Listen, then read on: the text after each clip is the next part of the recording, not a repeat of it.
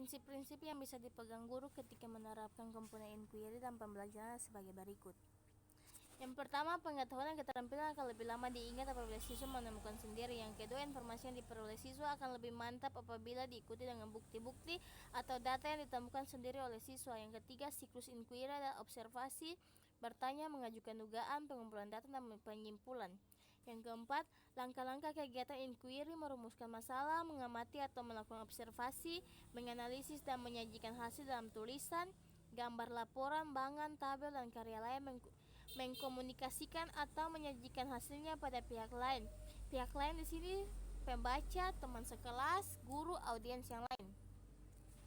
Yang keempat, masyarakat belajar. Komponen ini menyarankan bahwa hasil belajar sebaiknya diperoleh dari kerjasama dengan orang lain. Hasil belajar bisa diperoleh dengan sharing antar teman, antar kelompok, dan antar yang tahu kepada yang tidak tahu, baik di dalam maupun di luar kelas. Prinsip-prinsip yang bisa diperhatikan guru ketika menerapkan pembelajaran yang berkonsentrasi pada komponen learning community adalah sebagai berikut. Yang pertama, pada dasarnya hasil belajar diperoleh dari kerjasama atau sharing dengan pihak lain. Yang kedua, sharing terjadi apabila ada pihak yang saling memberi dan saling menerima informasi. Yang kelima, pemodelan.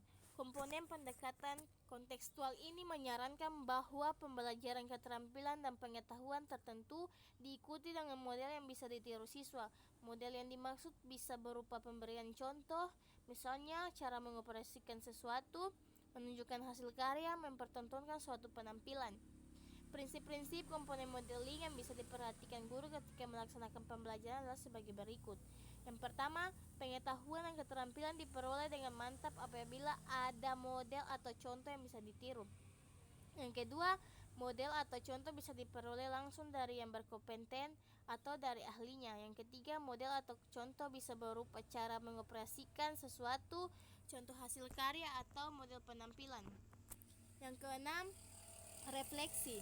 Komponen yang merupakan bagian terpenting dari pembelajaran dengan pendekatan kontekstual adalah perenungan kembali atas pengetahuan yang baru dipelajari. Dengan memikirkan apa yang baru saja dipelajari, menelaah dan merespon semua kejadian, aktivitas, atau pengalaman yang terjadi dalam pembelajaran. Bahkan memberikan masukan atau saran jika diperlukan. Prinsip-prinsip dasar yang perlu diperhatikan guru dalam rangka penerapan komponen refleksi adalah sebagai berikut. Yang pertama, perenungan merupakan respon atas kejadian, aktivitas, atau pengetahuan yang baru diperolehnya. Yang kedua, perenungan bisa berupa menyampaikan penilaian atas pengetahuan yang baru diterima, membuat catatan singkat, diskusi dengan teman sejawat atau kerja. Yang ketujuh, penilaian autentik. Komponen yang merupakan ciri khusus dari pendekatan kontekstual adalah proses pengumpulan berbagai data yang bisa memberikan gambaran atau informasi tentang perkembangan pengalaman belajar siswa. Prinsip dasar yang perlu menjadi perhatian guru ketika menerapkan komponen penilaian autentik dalam pembelajaran adalah sebagai berikut. Yang pertama, penilaian autentik bukan menghakimi siswa, tetapi untuk mengetahui perkembangan pengalaman belajar siswa. Penilaian dilakukan secara komprehensif dan seimbang antara penilaian proses dan hasil. Karakteristik pendekatan kontekstual. Ada 5 karakteristik. Yang pertama, pembelajaran merupakan proses pengaktifan pengetahuan yang sudah ada. Artinya, apa yang akan dipelajari tidak terlepas dari pengetahuan yang sudah dipelajari. Dengan demikian, pengetahuan yang akan diperoleh siswa adalah pengetahuan yang utuh yang memiliki keterkaitan satu sama lain. Yang kedua, pembelajaran kontekstual adalah belajar dalam kerangka memperoleh dan menambah pengetahuan baru. Pengetahuan baru itu diperoleh dengan cara deduktif. Artinya, pembelajaran dimulai dengan mempelajari secara keseluruhan, kemudian memperhatikan detailnya.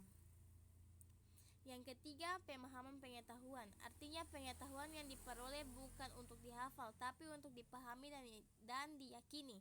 Misalnya dengan cara meminta tanggapan dari yang lain tentang pengetahuan yang diperolehnya, dan berdasarkan tanggapan tersebut baru pengetahuan itu dikembangkan. Yang keempat, mempraktikkan pengetahuan dan pengalaman tersebut. Artinya pengetahuan dan pengalaman yang diperolehnya harus dapat diaplikasikan dalam kehidupan siswa sehingga tampak perubahan perilaku siswa. Yang kelima, melakukan refleksi terhadap strategi pengembangan pengetahuan. Hal ini dilakukan sebagai umpan balik untuk proses perbaikan atau penyempurnaan strategi. Langkah-langkah pendekatan kontekstual. Ada 6 langkah pendekatan kontekstual. Yang pertama, menyampaikan tujuan dan memotivasi siswa. Di sini guru menyampaikan tujuan yang ingin dicapai dalam pembelajaran dan memotivasi. Yang kedua, menyampaikan informasi. Guru menyampaikan informasi kepada siswa dengan jalan pikiran, demonstrasi, atau lewat bahan bacaan. Yang ketiga, mengorganisasi siswa ke dalam kelompok-kelompok belajar. Guru menjelaskan kepada siswa bagaimana cara membentuk kelompok belajar dan membantu setiap kelompok agar melakukan transisi secara jelas. Yang keempat, membimbing kelompok belajar yang bekerja. Guru membimbing kelompok belajar pada saat mengerjakan tugas.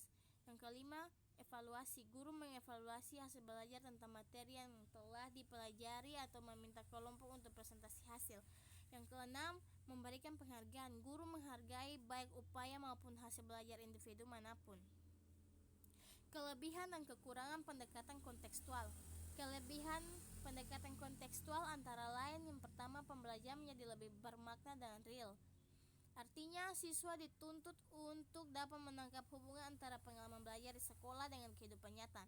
Hal ini sangat penting sebab dengan dapat mengorelasikan materi yang ditemukan dengan kehidupan nyata, bukan saja bagi siswa, materi itu akan berfungsi secara fungsional. Akan tetapi, materi yang dipelajarinya akan tertanam erat dalam memori siswa sehingga tidak akan mudah dilupakan. Yang kedua, pembelajaran lebih produktif dan mampu menumbuhkan penguatan konsep kepada siswa karena metode pembelajaran pendekatan kontekstual menganut aliran konstruktivisme, di mana seorang siswa dituntut untuk menemukan pengetahuannya sendiri.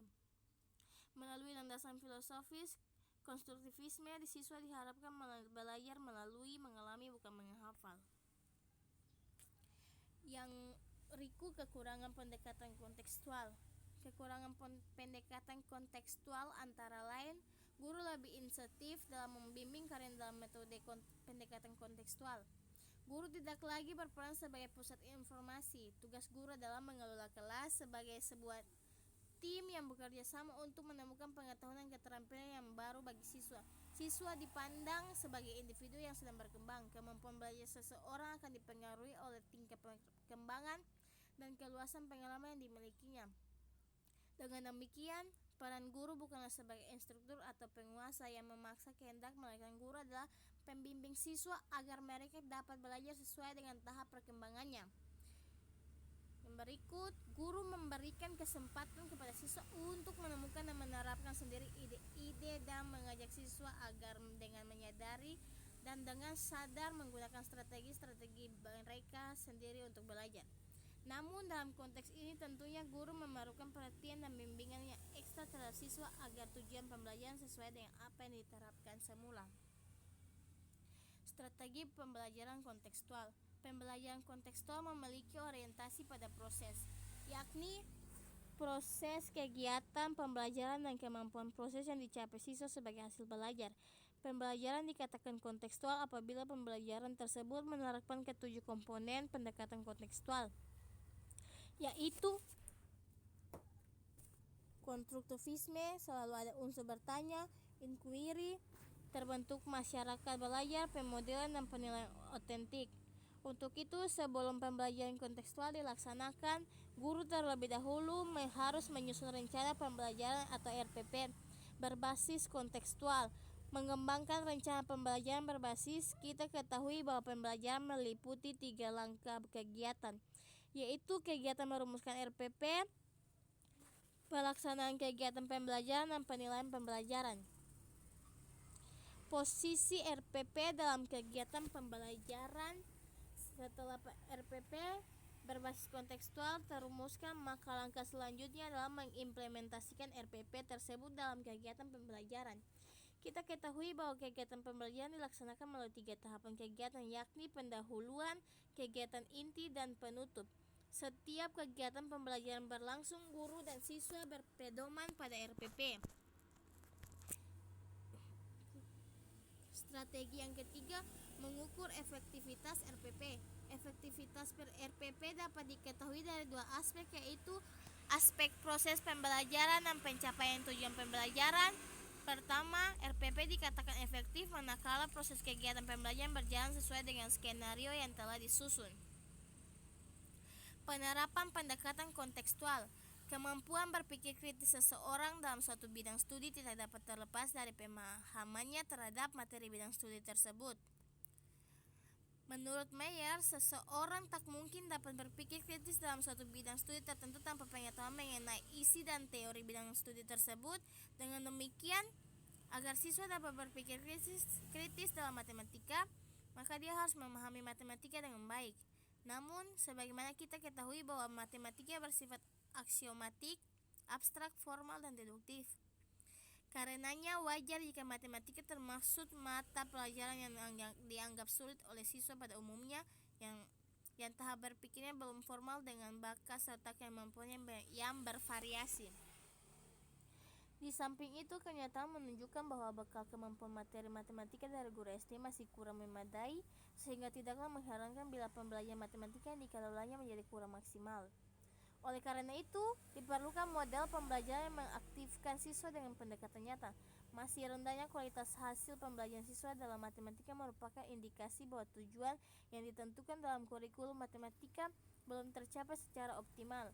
Agar tujuan tersebut dapat tercapai sesuai dengan yang diinginkan, salah satunya cara adalah dengan melaksanakan proses pembelajaran yang berkualitas. Kesimpulan dari materi pendekatan kontekstual yaitu pendekatan kontekstual adalah pendekatan pembelajaran yang mengaitkan materi pembelajaran dengan situasi dunia nyata siswa.